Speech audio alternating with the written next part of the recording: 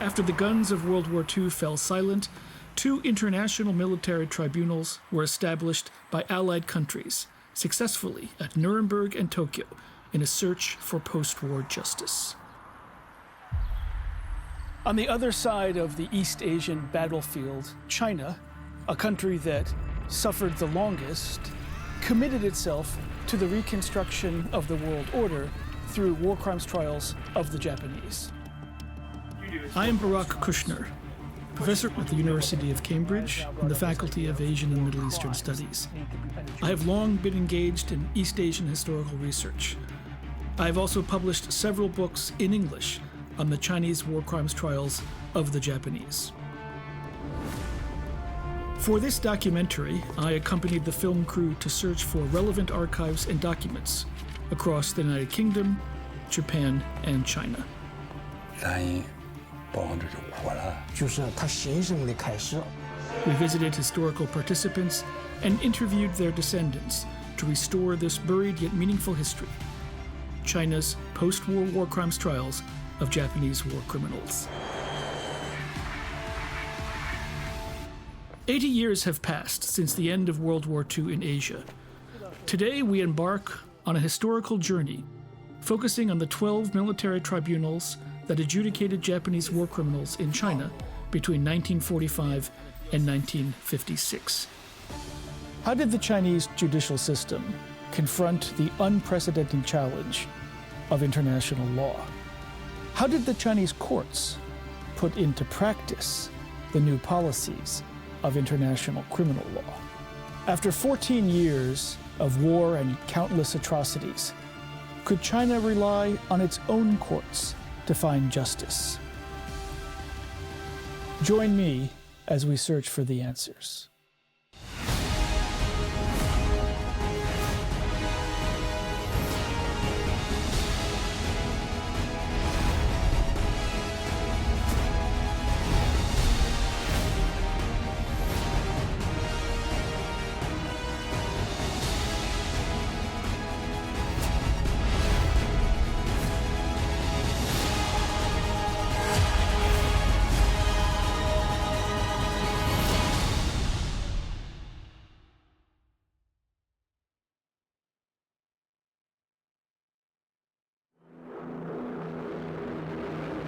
World War II was an unprecedented catastrophe in human history. Germany, Italy, and Japan formed a fascist military alliance, extending their tentacles of aggression across the globe.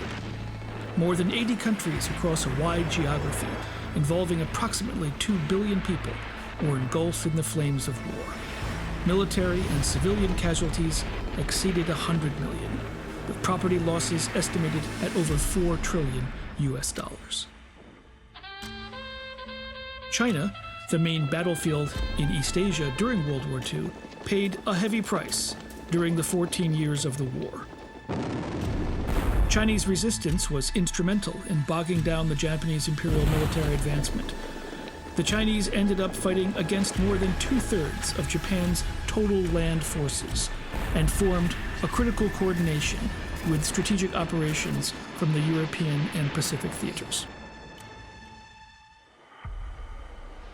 When the dawn of peace finally came, the painful experience of war was already deeply etched in the nation's psyche. To stem continuing violence and find a new road to peace, the international community made the first global effort to use the tools of international law to hold aggressors accountable for war crimes. In Europe, the Allies established the International Military Tribunal at Nuremberg to try German war criminals. In the Asia-Pacific region, to try Japanese war criminals, 11 Allied powers established the International Military Tribunal for the Far East in Tokyo and organized a trial of Class A war criminals, known as the Tokyo Trial. In addition, China, the United States, the Soviet Union, and other Allied powers organized over 50 trials of Class B and C war criminals to uphold the ideals of justice and human dignity. 人类战争审判呢，它经过了一个漫长的过程。19世纪开始，国际社会呢逐渐就形成一个共识：战争的非法化，各种犯罪当中，战争对人类来说是危害最大的，所以必须去审判罪行。In the Nuremberg Charter, crimes have been divided in 3 categories. So the first is waging war or starting a war, and it's usually subsumed as the crime of aggression. The second point is war crimes. This encompasses all the crimes which have been committed during a war. We have a third category which is called crimes against humanity, mean all crimes committed against non-combatants outside of military action. It's very important that you have some sort of formal process of accountability after a major war in which so many atrocities had been committed, and to be able to say, we're going to hold people accountable for what they have done. On the heels of the decisions of the United Nations War Crimes Commission, following the end of the war and the establishment of 2 international military tribunals, China began setting up its own war crimes tribunals in 10 cities across the country: Shenyang, Beijing, Taiyuan, Jinan, Xuzhou, Nanjing, Shanghai, Wuhan, Taipei, and Guangzhou. The application of law is fundamental to any war crimes tribunal. What legal framework did the Chinese use? Who were the defendants?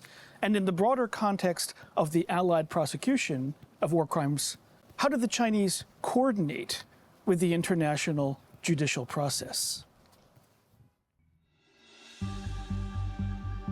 In China, the same 3 categories defined under international law: crimes against peace, conventional war crimes, and crimes against humanity, were utilized and codified in the regulations on the trials of war criminals issued by the nationalist government on October 23, 1946.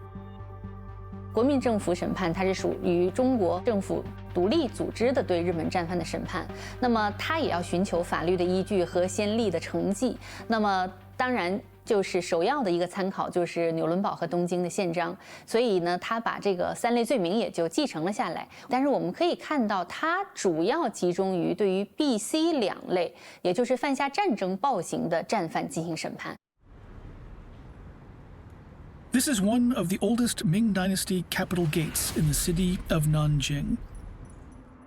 More than 80 years ago, on December 13, 1937, the Japanese imperial forces entered what was then China's capital, Nanjing, through this very gate. The resulting massacre was among one of the most horrific in the history of World War II. In the 6 weeks that followed, Japanese troops turned their weapons on unarmed Chinese civilians and prisoners of war, killing, looting, and raping tens of thousands. Nanjing is such an important and symbolic case. It is the capital which has been overrun. We have this issue of crimes against civilians on a very large scale, especially brutal, especially cruel. We have a lot of eyewitness accounts by Westerners, like missionaries, teachers, diplomats, who describe in detail all these atrocities. The International Military Tribunal for the Far East designated the Nanjing massacre as a separate element for prosecution. Seated in the defendant's chair was the highest commander responsible for the atrocities committed by multiple Japanese divisions, Matsui Iwane, commander of the Central China Area Army of the Japanese forces.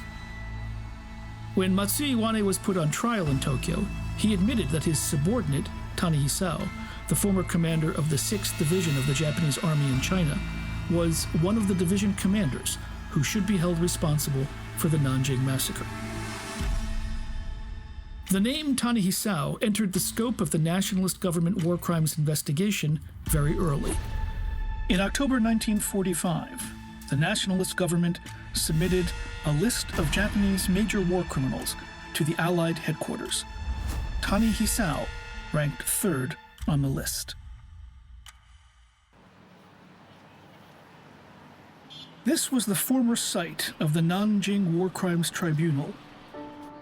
On February 6, 1947, the tribunal opened its court session in the grand Huangpu Hall for this public trial of Tani Hisao. On that day, the 38-year-old tribunal Chief Justice Shi Meiyu took this photograph at the entrance of the auditorium. 我父亲是挑选出来的3个条件，一个要很懂法律，一个要通第2语言，第3个要年轻，刚好他都符合这个条件。According to a newspaper at the time, on the day of the trial, both upstairs and downstairs, the venue was fully occupied, with several hundred more standing around to observe the proceedings. Others even gathered outside the auditorium to listen.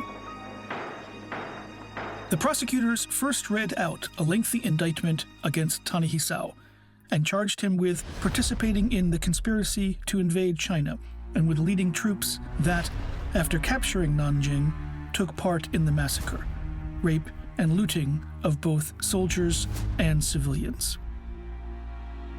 Chief Justice Shi Meiyu then questioned Tani about his responsibility in the Nanjing massacre. In response, Tani claimed that his troops had never killed a single civilian. 日本人不承认的时候，他就去挖那些骨骸，然后他骨骸挖到以后，还摆到那个审判台上。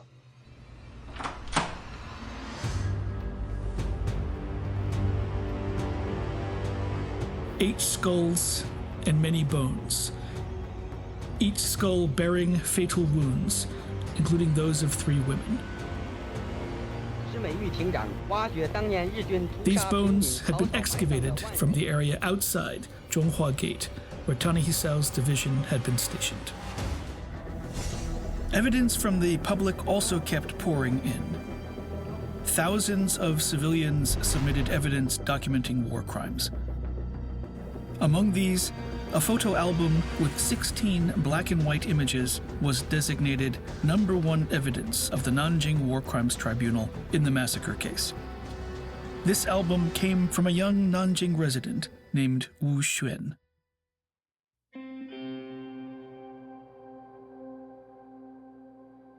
1937年的时候，我父亲14岁，我父亲的同学娄瑾，他当初在南京的一家照相馆做学徒，日本人拿了一卷胶卷到他这儿来冲印，他把它洗完以后一看，都是一些惨无人道做的这些事情，他就很气愤，多印了一份。后来走漏了风声，日本人来查，然后娄瑾就把这块相册藏到当时披露室的一个厕所一个墙缝里面。后来的小册到我父亲手里面。现在我们站这个地方，就是当年我父亲发现小册子的这个原址，他就把小册子就是随身一直放到身边。后来到1946年，审判顾寿夫，我父亲他从家里面就把这个拿出来，交给当时的国民党在南京的参议会。他说我当初保存这个相册的，就是有一种信心，以后对日本人清算能起到一个关键性的作用。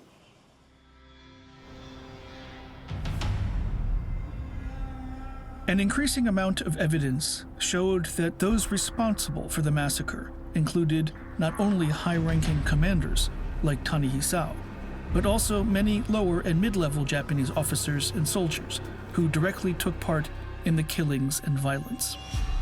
While the Nanjing Tribunal was intensively gathering evidence, another crucial piece from Tokyo was presented to Shi Meiyu.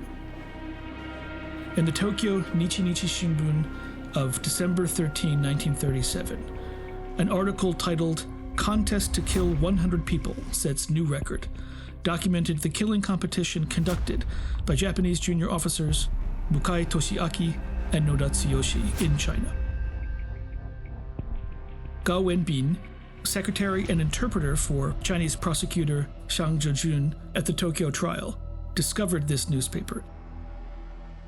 高文彬先生到日本那个媒体档案里面去找，尤其南京大屠杀前后的这些记录，看日本人他是怎么报道的，就去找到了日新闻里面当年连续报道这2个人从上海到南京途中2个人决定就用手里这把军刀看谁砍死的中国居民多。当时就是一方面就马上跟石美瑜就打电报告诉他们了。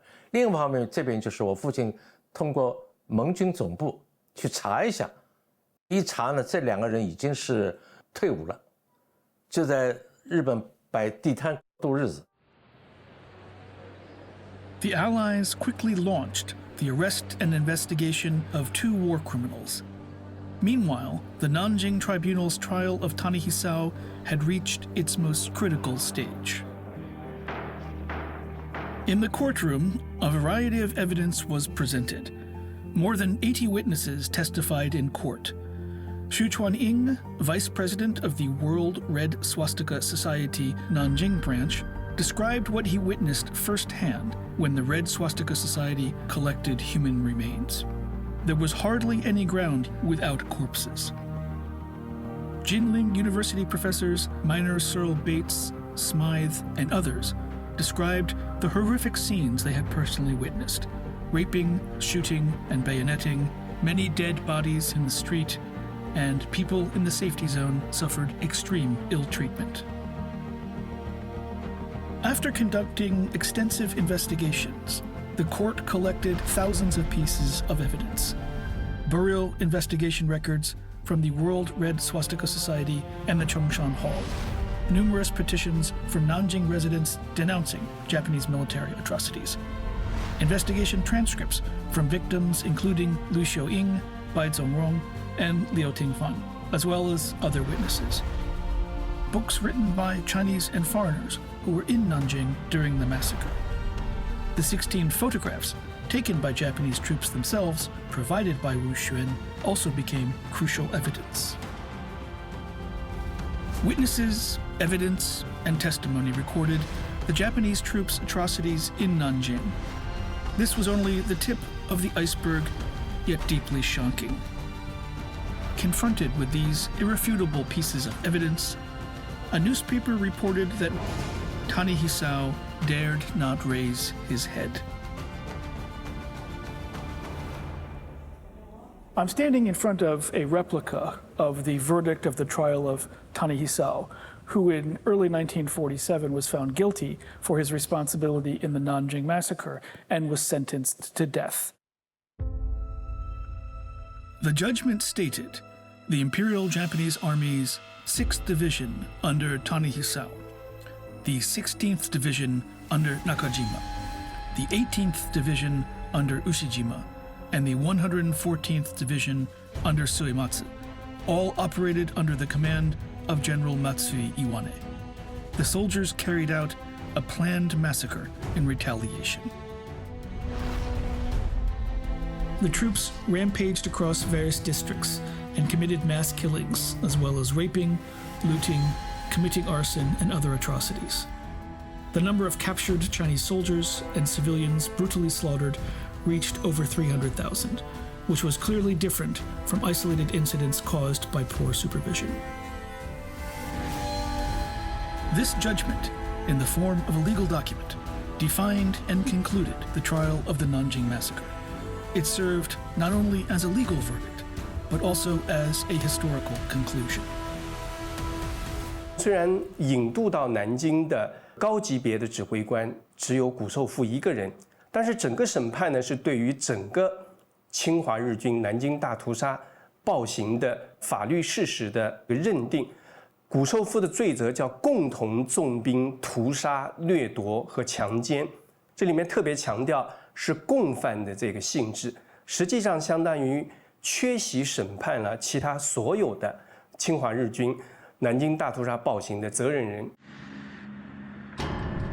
In August 1947, Japanese war criminals Mukai Toshiaki and Noda Tsuyoshi, who had participated in killing contests in China, were arrested and extradited by the Allied forces to a Nanjing War Crimes Tribunal, where they were investigated and tried together with Tanaka Gunkichi. Tanaka was a company commander who was also a subordinate of Tani Hisao and was responsible for the death of more than 300 Chinese citizens. On December 18, 1947, the 3 war criminals were sentenced to death for jointly and continuously massacring prisoners of war and non-combatants. 1 year later, on November 12, 1948, the International Military Tribunal for the Far East found Matsui Iwane responsible for the Nanjing massacre and sentenced him to death. It is, however, not surprising that China decided to put such a symbolic case as the Nanjing massacre both to the Tokyo Tribunal as well as to nationalist trial. The significance of Nanjing is that it stands in a line with other martyr cities which have suffered similar fates, which have come to bolster the idea that crimes against civilians at war, against non-combatants, should not go unpunished. It was precisely through China's trials, along with those conducted by other allied nations, that post-war justice was able to reach many levels of those involved in the war. The trial of the Nanjing massacre etched the Japanese Army's shocking crimes against humanity into the annals of human history.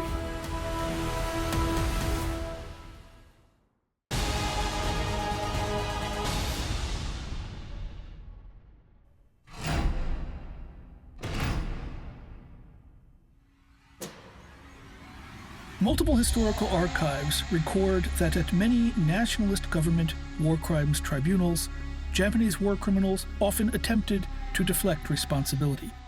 Commanders claimed, "I have absolutely not allowed or instigated the occurrence of this incident. I have no knowledge of it at all." Similarly, soldiers argued, "Everything was done under superior orders," and they pleaded, "Please consider not listing me as a war criminal." Many Japanese in war crimes trials tried to place blame on others. If a high-ranking commander was not at the scene of a crime and didn't know his subordinates' actions, or if a lower-ranking soldier blamed superior orders, what was to be done?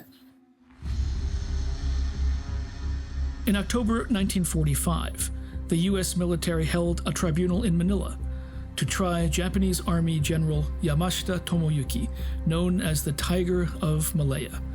The judgment stated, "Where murder and rape and vicious, revengeful actions are widespread offenses, and there is no effective attempt by a commander to discover and control the criminal acts, such a commander may be held responsible, even criminally liable, for the lawless acts of his troops." Since then, the principle of command responsibility has been upheld and applied by international tribunals. In the regulations on the trials of war criminals, promulgated by the nationalist government, Article 9 clearly stipulated pursuing the criminal responsibility of high-ranking war criminals. At the same time, Article 8 stated that war criminals could not claim exemption from responsibility on the grounds of carrying out superior orders. 以前认为战争是一种官方行为，个人不应该为这个战争罪行负责。但是，一战结束以后，确立了个人也是要负战争犯罪的这个责任的。永仁堡宪章和东京宪章确立了一系列的国际法罪名和国际法原则，包括官方身份不免责原则、指挥官责任原则、上级命令不免责原则。那么，通过这3项原则，就可以把一场战争的发动者以及暴行的高级指挥官和暴行的中下级执行者全部绳之以法。This is Gaomi in Shandong Province.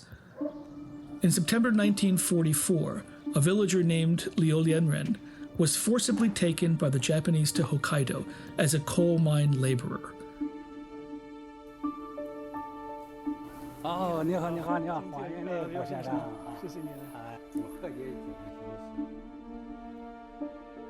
凡是个子比较高一点的，年纪比较轻的，身膀倾压，这就叫强辱。经过几天的关押以后，得瓦管审运到青岛，大约有半个多月，都到了日本。这个这花面吃啊，留着人就在这里。連行された中国人の名簿。留恋人对，在这儿，在里面一共多少人？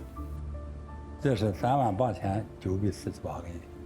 去的时候43000多，到了日本接受时候，那得弄到海里去了。他有的拉肚子、痢疾，他是传染病啊，就弄海去了这就。After the outbreak of the Pacific War, Japan's domestic demand for labor surged dramatically. In November 1942, the Japanese cabinet authorized the transport of a large number of Chinese workers to Japan. 外国から労働人間を無理やり連れてくるというのは言うまでもなく戦争犯罪です。そのための工夫という、これから送ろうとする人を一回収容所のようなところに入れます。でそこで簡単に訓練をした。そして労働契約、労働者としての契約を結んで、その中国の人たちを日本に働きに行かせるという形を取ったわけです。The Xinhua camp in Jinan, Shandong province was representative of harsh prisoner of war labor camps established by the Japanese. More than 80 years ago, this place was a nightmare for countless civilians and prisoners of war. Here I met Qiao Lei. He is the son of a survivor of the Xinhua camp named Qiao Su. 我父亲呢是44年抓进去的，在新华院就是过着那种非人的日子。我父亲写了一篇文章，新华院是阎王殿，是个集中营，是杀人的墓穴。当时他们30余人被刺刀绳索押解着到了新华院，就在这个地方，接着就衣服扒光，换上满身血迹的犯人死亡的衣服，剃光了头，吃的都是那种糙米，而且发了霉，都是底下带那个蛀虫。只要进了这个新华院，死亡率很高。对，死亡率很高。他们一共是30多个人啊，得死了10几个。On March 26, 1946, the Jinan Prisoner War Management Office arrested the last and longest-serving director of the Xinhua camp, Lieutenant Aoi Masamitsu, and handed him over to the authorities to be tried at the Jinan Tribunal. In this War Criminal Evidence Investigation Report, an original document, the scene witnessed by the court during its investigation at Xinhua camp was recorded. Upon examination, the east courtyard had 3 south-facing rooms with wooden bunks inside. The bunks were stained with blood that had flowed to the floor, and the putrid smell still lingered. In previous court sessions, survivors Qi Zixiu, Li Mingke, Wu Qinghua, and others testified in court. Their testimony mentioned that Aoi Masamitsu had ordered people to inject prisoners with deadly toxins such as mercuric chloride injections and pure carbolic acid, as well as other atrocities including confinement, torture, and the shooting of prisoners who attempted to escape. Faced with these accusations, Aoi Masamitsu insisted that everything I did during my tenure as director of Xinhua camp was done under orders. He believed he should not be held responsible for these atrocities. This building, once the headquarters of the 2nd Pacification Area Command under the nationalist government, is now the Jinan Post Office building. The Jinan Tribunal at the time was established by this headquarters. On September 26, 1946, given the crimes committed by the Japanese army at Xinhua camp and the tremendous public outrage, the Jinan Tribunal organized a large-scale public trial. The case files from that time recorded the confrontations in the courtroom.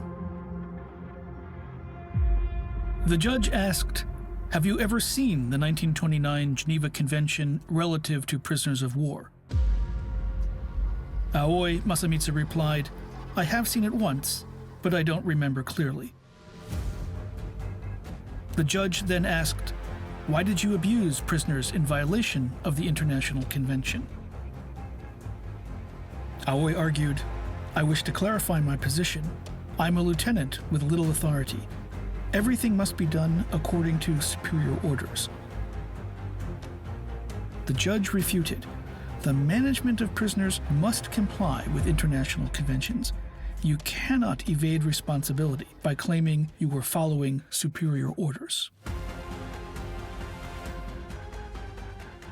On October 4th, 1946, the Jinan Military Tribunal sentenced Aoi to death for the crimes of abuse and the killing of prisoners, using prisoners as slaves, and forcing them to engage in work contrary to international regulations.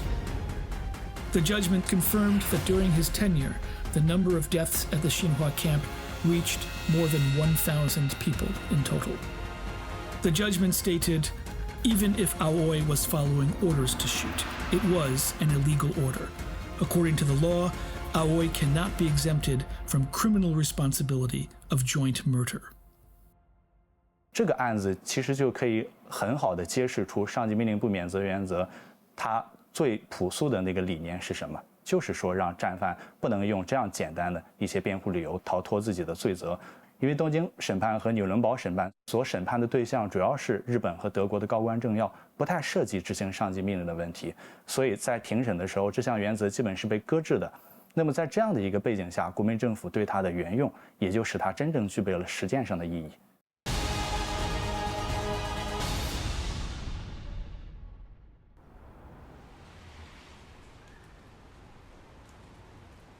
I'm here in front of what was the site of the Shanghai Military Tribunal.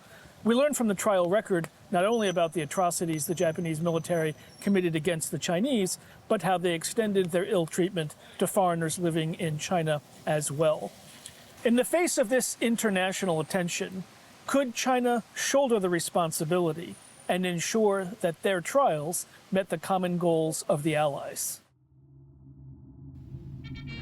After the Pacific War fully erupted in 1941, Japanese forces occupied the Shanghai concessions and set up internment camps to detain Allied nationals living in the city. By the end of September 1944, the internment camps in Shanghai imprisoned over 6,200 people from more than 10 countries, with ages ranging from 6 months to 88 years old. To learn more about this history, I visited the Imperial War Museum in London, England. Good morning. Thank you very much. Hoping to find oral records from survivors of the Shanghai expatriate internment camps.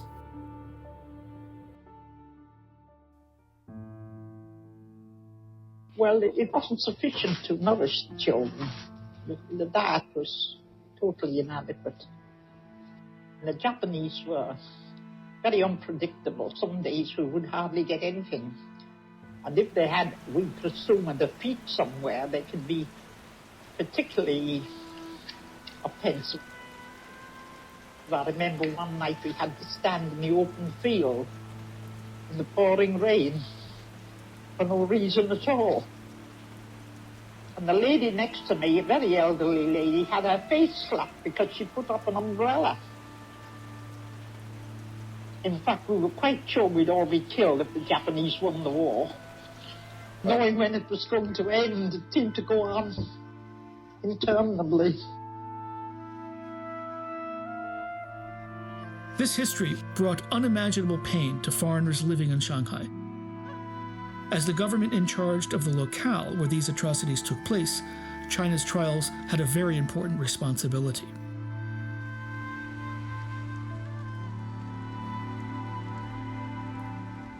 This is Shanghai Tilanqiao Prison, a site that once housed Japanese war criminals.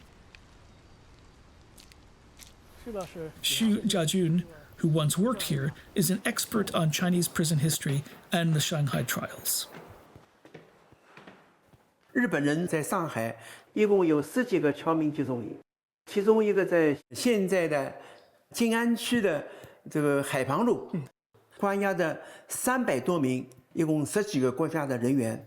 这个收容所当中呢，有2个管理人员，其中一个呢叫大世民，还有一个叫本田同啊，一个是所长，一个是管理主任。他们对这些关押的人员呢，就是生活待遇非常差，生病以后呢，没有及时的看病，抗战胜利以后呢，就对这个2个人啊进行审判。这个2个人审判以后呢，是关在铁栏桥监狱。The Shanghai court attached great importance to the trial of this case, which took 8 months from prosecution to judgment. 这份材料是当时的判决书，凡是改过的地方都有印章的，也说明当时法庭呢是非常严谨的，而且判决书的页数很多啊，篇幅很长啊，这个是很有典型意义的。After a long and meticulous investigation, interrogation, and witness testimony, on July 26, 1947, the Shanghai Tribunal sentenced Odera Satoshi and Honda Do to 3.5 years and 4 years imprisonment, respectively, for violating the rules of war, detaining residents of the Republic of China's allied nations, and subjecting them to ill treatment. This 20,000-word judgment clearly determines that this act is illegal. Together with numerous memoirs, oral archives, and physical evidence, it details Japanese atrocities against foreign residents and serves as a record of the past. During the 14 long years of the War of Resistance, Japan inflicted widespread harm upon China. The verdicts of the Tokyo trial against Japan's major war criminals were invaluable as a historical moment, but they also had shortcomings and limitations. As a member of the Allied powers, China pursued accountability within the legal framework for Japanese crimes that were not addressed in the Tokyo trial. 中国是2战时期在亚太地区少有的在战前保有这个民族独立身份的主权国家，这样的这个主体性决定了国民政府对于任何侵犯它的主权的这样的一种行为呢，是非常反感或者是强烈反对的。那它一个重要的这个表现就是对伪政府在占领区实行的傀儡政权的这个统治，包括推行奴化教育，是作为重点的这个追究对象的。Even today, numerous government buildings from the era of the Manchukuo Kingdom still stand in Changchun, Jilin Province. The Museum of the History of Northeast China under Japanese occupation shows evidence of Japan's efforts to indoctrinate and subjugate the Chinese, promoting the so-called Sino-Japanese friendship, glorifying aggressive war, instilling militaristic ideology and the Bushido spirit. The dissemination of books and films, along with the implementation of educational programs, reveals Imperial Japan's ambition to incorporate China into its imperial sphere by propagandizing ideology, culture, and national aspirations. However, for various reasons, such crimes were not prosecuted as war crimes in the Tokyo trial. On October 21, 1946, the Chinese Nationalist Military Tribunal in Shenyang, Liaoning Province, officially opened. Among the cases it heard were a significant number related to what the Chinese considered the crime of using propaganda to undermine Chinese cultural identity. 6 war criminals, including Somoya Yasuzo, were sentenced to fixed terms and life imprisonment under this charge.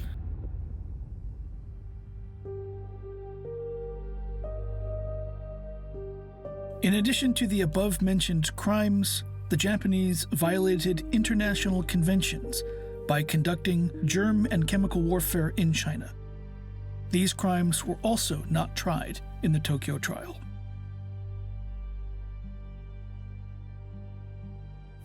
这边就是侵华日军第100部队细菌战罪证陈列。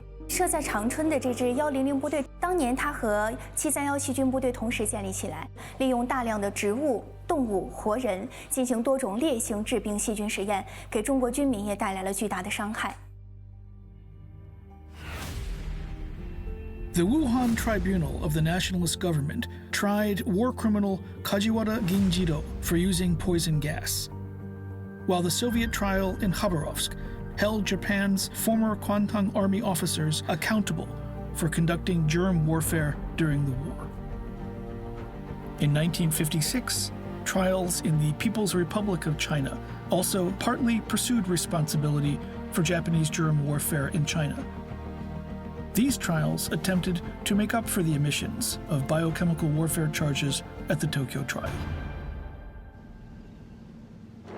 On November 12, 1948, the International Military Tribunal for the Far East convicted 25 Class A war criminals. 7 men, Tojo Hideki, Hirota Koki, Doihara Kenji, Itagaki Seishiro, Kimura Heitaro, Matsui Iwane, and Muto Akira were sentenced to death by hanging. About a half year later, the Chinese Nationalist War Crimes Military Tribunals also came to a close, announcing that the nationalist government's War Crimes Military Tribunals had completed their historical mission.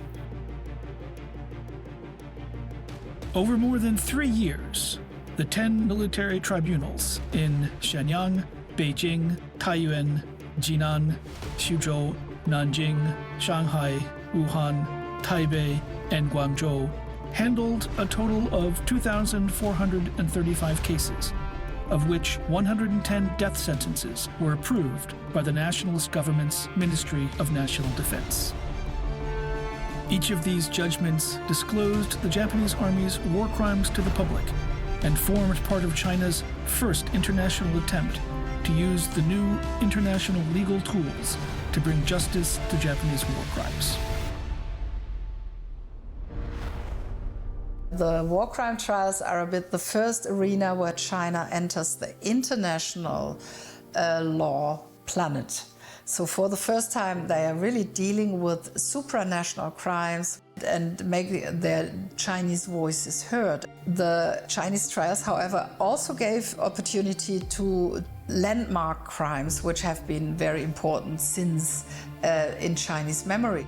这是中国近代以来第一次以战争国的身份对侵略者进行正义的审判。审判揭露了日本军国主义侵略者在中国犯下的滔天罪恶，惩处了罪犯，伸张了正义。但是由于当时投入的人力物力不够，以及国民政府留用日军等因素，审判很不彻底，虎头蛇尾，失之愈宽。许多战犯逃脱了审判和惩处。当時の非常に限界のある時代状況の中では、その日本軍の戦争犯罪をきちんと裁くんだという思いをきちんと持って、きちんとした裁判をしようという努力がなされていたことということはですね、そういう限界がたくさんあったのも事実です。裁かれた人間がやはり罪をどこまで認めて反省をしたのかと、新中国裁判との比較ということなんですけれども、いう点はやはり大きく違います。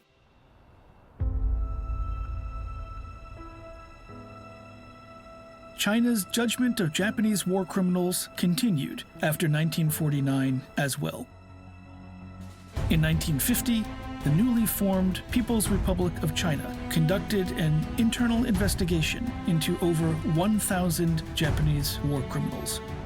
For these war criminals, the sword of justice hanging over their heads would finally fall years after the end of the war.